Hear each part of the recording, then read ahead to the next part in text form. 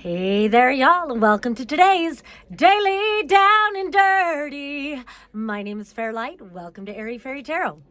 Okay, y'all, so the first two cards to come out, like they literally, you know how they like to just jump right out and jump onto the floor. We've got the Death card, which you know how I feel about this deck. I love this. It's the Death card. It's the Death and Rebirth. You see there's a baby inside this golden egg, and the snake is prevalent in a couple of different cards that we have today.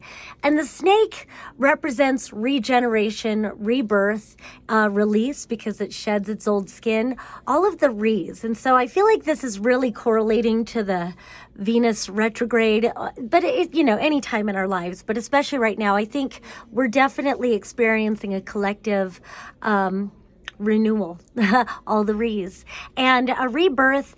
And you see that this golden egg rests on the laurels of the blackened skulls. And so it really is, there's something even significant about the color black and how it makes this golden light all the more illuminated. I usually associate with the dark, with the feminine. It's the great womb. Look at space, most of space. It's the dark. It's the place of all potentialities and all possibilities. It's the place of the imagination. And so that is where, and then the light comes in, the masculine, to activate those ideas or those potentials. And then we give birth to creation. So it just feels, I don't know, there's something about these skulls that want to speak of like whatever we've let go gets released back into the void, gets released back into potentials again. And so, as Einstein said, energy is neither created nor destroyed. So don't worry about what you've let go. It will find its way back into rebirth when it's time, and it doesn't have to be you. so major death rebirth cycle. And then we've got the King of Water. And so I got a few things out of this, but one I just want to point out, this King of Water, traditionally he'd be known as the King of Cups, but I like that this deck just calls it the water. I love that the triple moon is over his head. And while usually this triple moon is associated with the goddess, the triple goddess, maiden, mother, and crone, I've been getting a message for a number of years, actually, about how the masculine needs to be reoriented to the cycles of the moon. Of course, the feminine body produces a cycle, a physical cycle, in accordance with the movement of the moon. And so that's why the feminine is always connected to divine timing, or at least more so than the masculine usually is. But what I received at actually like 17, 18 years ago now, I guess, it was that the sun's original vibration is feminine, and that she has returned to her original vibration. And it's fun. Over the years, I've heard other channels, correlate that info. Saturn also likes me to share that she is also feminine, for whoever cares about that. But anyway, so I really like that this death rebirth cycle, there's going into that, it does feel like in this death rebirth cycle, there is something about reorienting to cycles, divine timing, reorienting to natural divine timing, returning to who we truly are in connection to our earth and to the stars and our own inner being. And so then also what I was getting just about this King of Water is, so of course water is connected to the emotions and the subconscious.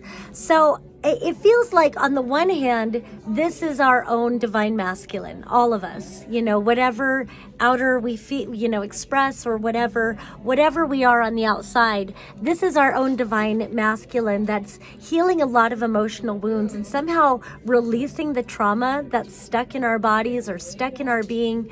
Releasing this trauma is helping to reorient us to our natural synchronicity, our natural divinity, our natural serendipities, all of this. Then also, just because of the conversations I've been having and the readings I've been doing lately, it does correlate to, we are processing our father wounds. We're processing our mother wounds. We're processing our father wounds. But because this king came out, it really wants to speak to the healing cycle, the healing potential that is manifesting within the masculine. And so not only that, our own inner divine masculine, but also those masculines that we relate to. So again, father wounds, partner wounds, even those of us that are mothers that have sons, our sons' wounds, there's a reorientation. So it just really feels like allow whatever shadows want to be illuminated right now, allow those to be illuminated. It's time. It's divinely timed. So then the next card that really wanted to stand out, and I have more cards, but I think I'll just go with these three today. I love that then we bring it back to the earthly realm. It just feels really healthy to bring it back to the body, and I'm hearing like ground it down, to be able to ground it into our earth body connection. And so what really stands out to me is going from the base to the crown. And sometimes I feel like the way we receive or whatever, it's crown to base. But with this, for whatever reason, it feels like I have to emphasize doing some chakra work and really bringing ourselves into alignment. There are probably millions of meditations you can find on YouTube, Spotify, probably elsewhere, for aligning your chakras, clearing your chakras, balancing your chakras, and then millions and millions of books. There's so many ways. I sometimes like to take a pendulum and I'll focus on each. It takes a long time when you're really doing it, wanting to be, but I can get a little bit too hyper focused, but I've taken hours to like recalibrate my chakras before sitting out in nature. But you can use a pendulum to like unwind the energy and then recalibrate it. You can get stones that represent all of the 7 physical chakras and use those stones to breathe life and to clear those. There's so many different ways, but either way, it does feel like really going through and lighting up each and every individual chakra and getting really grounded into the earth with this death and rebirth, with the releases that are taking place, with the recalibration, with the reorienting to divine timing. And then I noticed that then there's this other snake around his neck, and the tail of the snake wraps around the solar plexus. So I love that this emotional balance, this emotional recalibrating, this death rebirth, so much is emphasized on our own personal spinning sun. After we've had such focus on the moon, it's coming back into that reactivating our personal power. And again, it's that death rebirth energy, that re-energizing, re-evaluating, renewing, resolve. And I even have like a thing about reveal, release, resolve, and dissolve. And that's especially with stuck energies. I'll say it again. Reveal, release, resolve, and dissolve into the light. I like to see it dissolve into the light. Because then, well, whatever, I don't need to go into that. And then there's another focus on the throat, all of the chakras, but especially that it just feels like with that emotional release that's happening and the recalibrating of taking our personal power back, there does feel like there's a strong guidance to create from our throats, to speak our truth. And I like saying create from our throats because we are reorienting ourselves, again, reorienting ourselves into this like new earth energy. And if you don't believe me, millions of others are talking about it. I don't know what it is about the millions today, but whatever. And then I just love all of this blossoming, going around the crown and really, again, grounding it down. And then it's like we facilitate, we give birth to even new fruit, and then some of it goes ripe, and as in the cycle, then we find what needs to be released.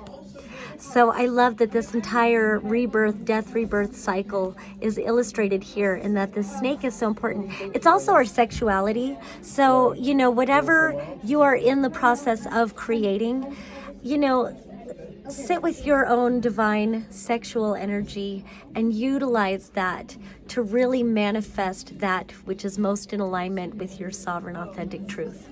All right, that's all I have for today. Peace and love until next time.